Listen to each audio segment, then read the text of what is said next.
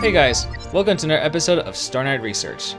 Today I have Michael Byrnes here with me as we're going through a quick tier list on the DC Extended Universe since James Gunn is going to restart the whole thing with his own take on DC Comics. Yeah, James Gunn is going to take it and just touching on the whole DC universe. And I liked Cavill and Gal Gadot and Ben Affleck's when they're in the DC universe. Now to see how we can rank up with these DC movies now that this universe is pretty much donezo. So with this tier list, we got pretty much like with S, A, B, C, D, pretty much like where D's at the bottom where it's like not so great and up to S where it's amazing. So I guess we'll first start off with Man of Steel. How do you feel about with that one? I love that. Of course, it's Superman. I'm going to say that. Look at my house. Come on. Yeah, that's definitely gonna be an S. I do like the direction they were going with and some of the flashback stuff. Just, I think, the level of destruction that was being caused. I'm always 50-50 about that because I get it. This is Superman day one on the job and he's stopping an alien invasion. He's not gonna have good controlling his powers when dealing with conflict. Yeah. And of course, with that final confrontation with Zod. I get it. I mean, because he broke his neck. It had to be done. And Michael Shannon's a powerful actor. He definitely owns the room. They casted the right person because he brought a whole nother level of crazy to that character. I agree. Like with Man of Steel, Michael Shannon, he really gave up more of a very military leader. Mind you, he's a general, but he never made it to pass the Council of Kryptonian. So when Henry Cavill, Superman, went to break his neck, if you will, you're kind of like, well, he said while he was zapping those people, he goes, I'll never stop. So he had to do it. He had to break his neck. So, and there's people would say, well, Superman never kills. I was like, well, actually he has. If you read some of the comics, it's not like he intentionally goes out and lasers people like Homelander, but he's done it. Yeah, it's ironic because I feel like ever since the year of this movie came out, there's now been more stuff about with a Superman going more darker in media. Like this movie, the Injustice games, and Homelander, Omni-Man, it's become a whole trope now with take a Superman character and make him evil. I'm here to help, but it has to be on my own terms. Now let's move on to the next one, Dawn of Justice. That's the one with all three of them in it. Yep.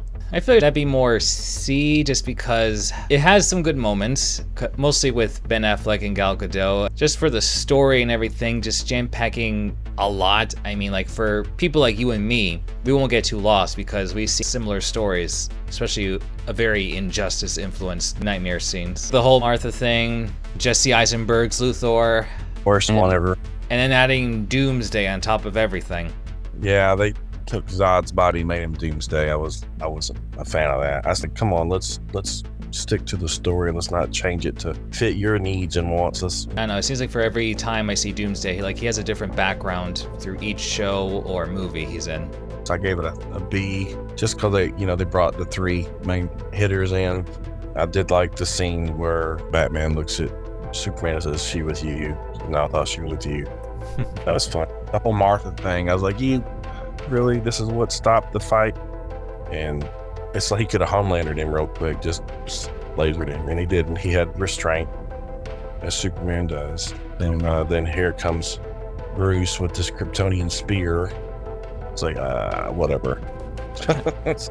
I don't think too much on the whole Batman versus Superman because, yeah, Superman would win, but that's only if he's not holding back at all. Like if he's either brainwashed, corrupted, turned evil or something, that's the only way he would win. But that's what I think of that whole line. I think it was from Hush, where it's like deep down he's a good person, and deep down Batman is not. Well, Batman has restraint too. He doesn't like to kill either. He had to rein Damian in numerous times where Damian wanted to slash folks open. He told him, don't do that.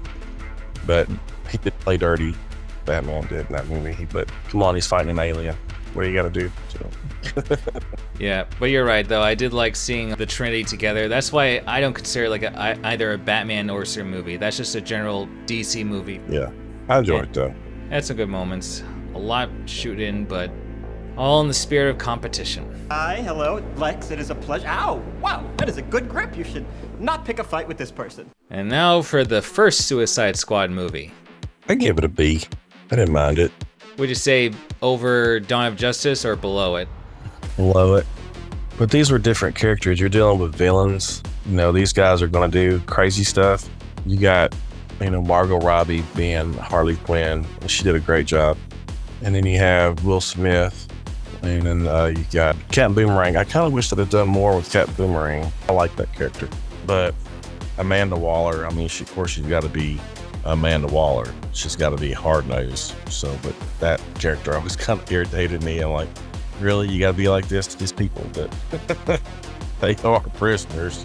They're criminals. I enjoyed the concept of it. It was a good show. It was entertaining. Yeah, I give it B. Yeah, the action sequences were pretty good. I liked Will Smith's Deadshot, Margot Robbie's Harley Quinn, and yeah, Viola Davis, yeah, she definitely sold on Waller being very cold-blooded. Was not sure how to feel about with the story, because I know Amanda Waller wants to attain power, but even she wouldn't be so risky to try to control magical beings. I thought the Enchantress was going to do more too, but she had that heart and was jamming that, I guess, a pin in it in her heart. And I was like, well, I guess that's one way to control her. And then she got her brother to come and dominate. And then, what was that character with the fire? El Diablo? Yeah. I was like, won't you do something with that fire? And finally he did it. There you go. That's acceptable. Yeah, and then of course there's with Jared Leto's Joker. I'm kind of in the middle of it because like I don't hate it, I don't love it, but it's weird. That dude's from my town. He went to the same high school my kids went to down the street. It was different. I get it what they were doing, but it was a little odd. With today's people, I guess it was acceptable for some, but it was just a little odd. I was used to a Joker of like a Jack Nicholson Joker, and then they come out with like a gangster, which Jack Nicholson was a gangster, but a different kind of gangster. I guess you could say like if you wanted a modern Joker, then I guess Jared Leto captured that. Yeah, but like I said, Margot Robbie and him seemed to have pretty good chemistry.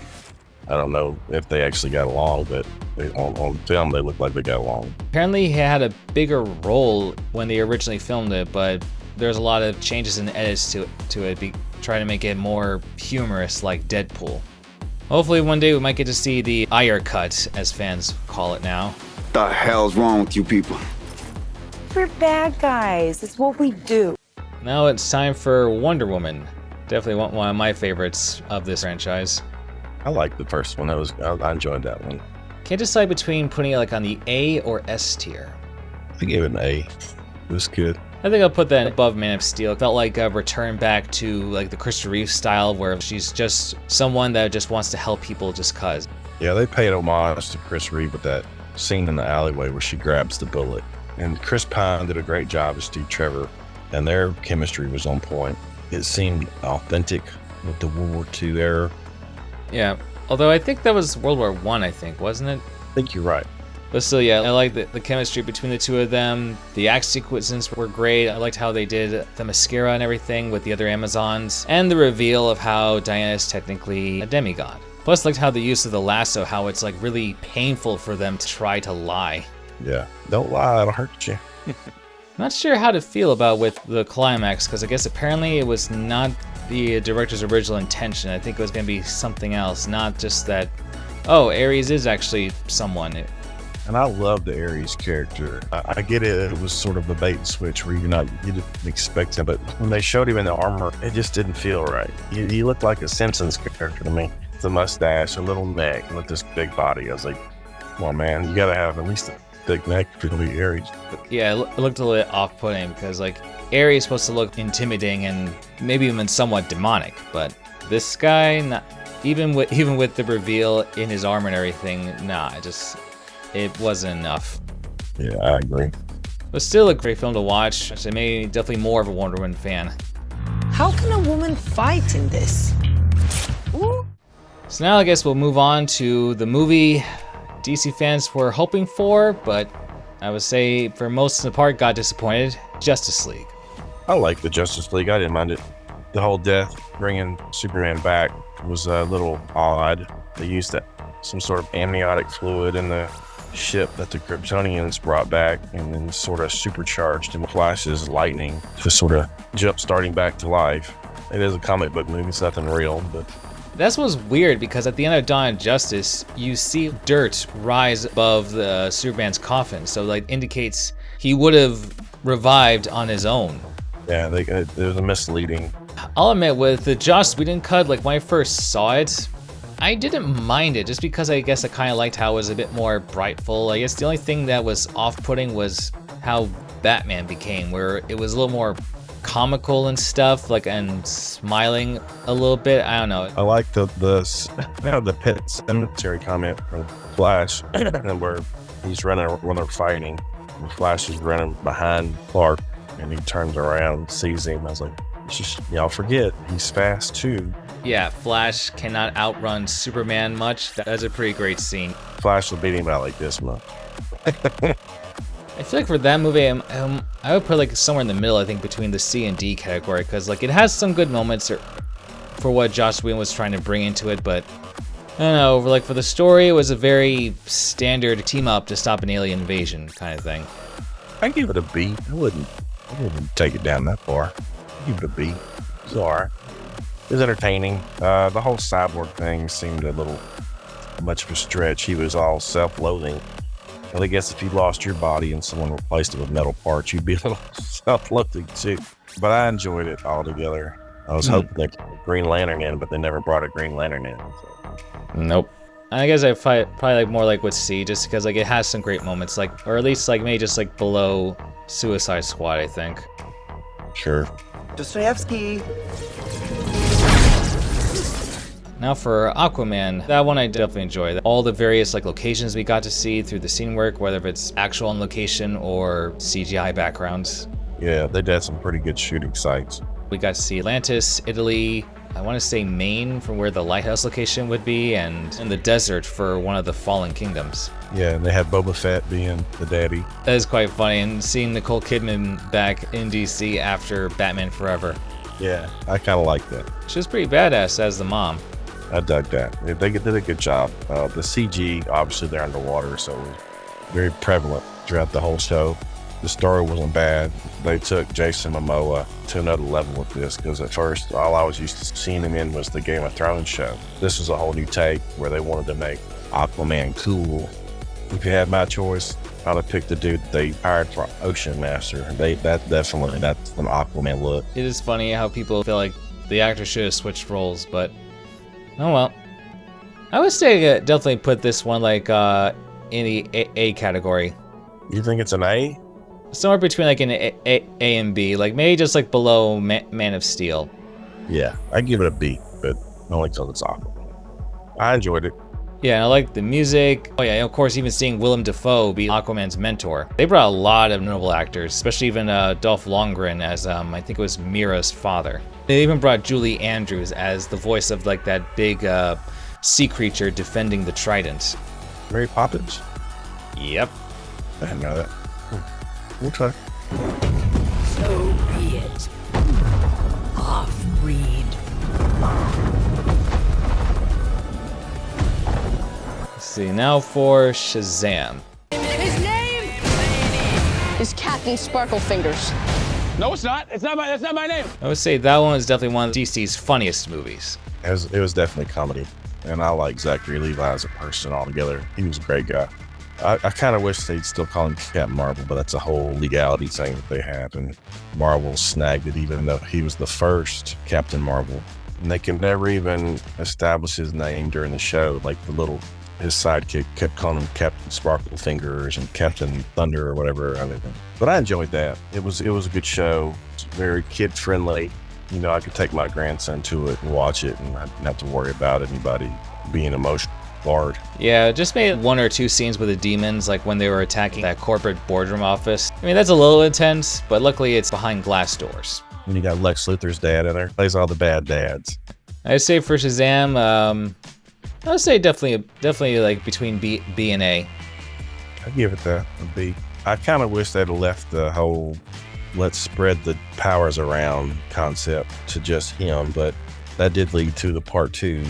However, when they got to part 2, we'll talk about this later, it seemed like Mary is the one that had the wisdom, because she was the smartest one, and Zachary Levi's character was still kind of childish, if you will, and didn't have the wisdom.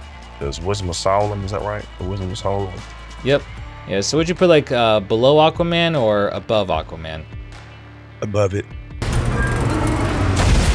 juice! Did you see that? Yeah, you electrocuted a bus and almost killed these people. And then I caught it! Now we're getting close to 2020, where we got 2 female lead movies. First will be Birds of Prey, or the Harley Quinn movie. Oh, you're that psycho chick. I never call a woman a chick. I like said broad, lady, woman, and on occasion, bitch. Bitch. I know a lot of folks liked it. I didn't like it. I mean, I gave it a C or D. To me, I get it. She was breaking away. She's doing her own thing, but it seems like when they dressed her up the way they did, they took away something from her, and then they just chopped her hair off. I know that the character was becoming an individual, and I have friends who really, really loved this movie. For me, I'd rank it lower. It just wasn't one of my favorites. And then they didn't give the Huntress enough screen time, in my opinion. And then the girl who was going to be a feature Batgirl, she just seemed odd to me. Oh, yeah, had moments. I did like the fight scene in the police station where they were fighting in there. That was a good scene. And then they talked about actually bringing in a real hyena for Harley to talk to. And they said, if we bring in a real hyena, she can't get on the couch with him or it'll attack her. She says, because they're very territorial. So they brought in a German Shepherd and just basically CG'd him, which was safe in my opinion. Yeah, plus it's weird that she only had one of them. Like, she's not supposed to have 2 of them called Bud and Lou. I don't know what went wrong there. Maybe they just thought they could only handle one. So, but honestly, to me, that was one of their lesser films. And I like Margot Robbie. I think she's a great actress. But that movie, for me, that's low rank. Yeah, I think I'll put that like as C, I think, yeah. There you go. I did like some of the casting, like Margot Robbie, and also with their take with Black Canary and even Renee Montoya. I guess I think Birds of Prey, wouldn't mind seeing Huntress, Oracle, and Black Canary kind of thing, and maybe even bring a more traditional Cassandra Cain, the daughter of 2 dangerous assassins, not just some runaway pickpocket. Yeah, and she was like a daughter of a millionaire or something like that, or something. I don't know. Nah, she just happened to found a diamond, swallowed it, and everyone's like after her. Yeah, that's right. Yeah. A weird movie, but somewhat entertaining if you want something silly. Isn't this fun? It's just like a sleepover. We should order pizza. Big Cosmos. Harley. Okay. Thanks for tuning in, everyone. Part 2 of the tier list will come in soon. In the meantime, check out these other videos and make sure to hit that subscribe button to see more content.